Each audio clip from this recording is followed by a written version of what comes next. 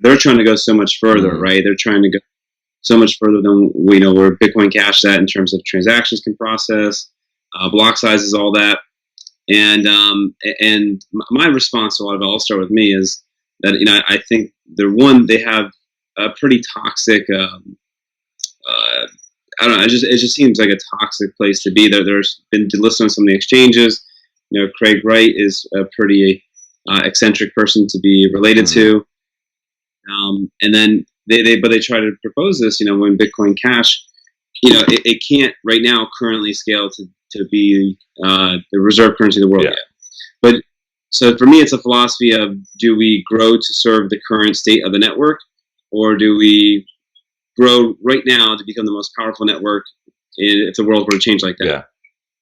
Is that how you see it, or how do you see the two that? Yeah, well, I think it's just fascinating that it's worked out this way, where you sort of have that spread of BTC, being like no growth, and then BCH being like some growth, and then BSV being like all growth, and to me, it's just like a life philosophy, right? Moderation in all things.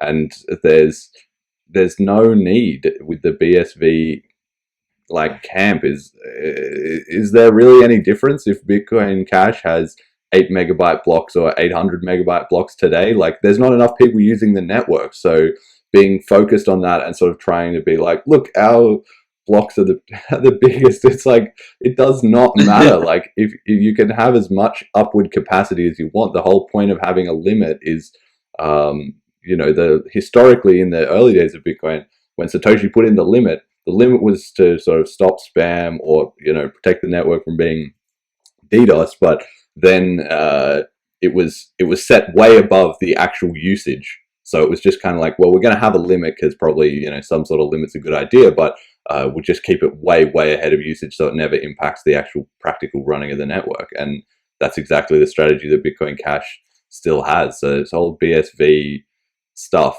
it just seems like very people who are very easily sort of led astray in a certain way, where it's like in BTC they always talk about, oh, the price is bigger, so the market has decided, therefore we are the best. And then in BSV it's, well, our blocks are bigger, therefore it's the best. It's like, no, that's not the important metrics. The important metrics are, do you have users who want to use it? Do you have commercial use cases? Do you have passionate people creating cool artwork and spreading the message of your community? That, to me, those are the metrics you should be looking at. So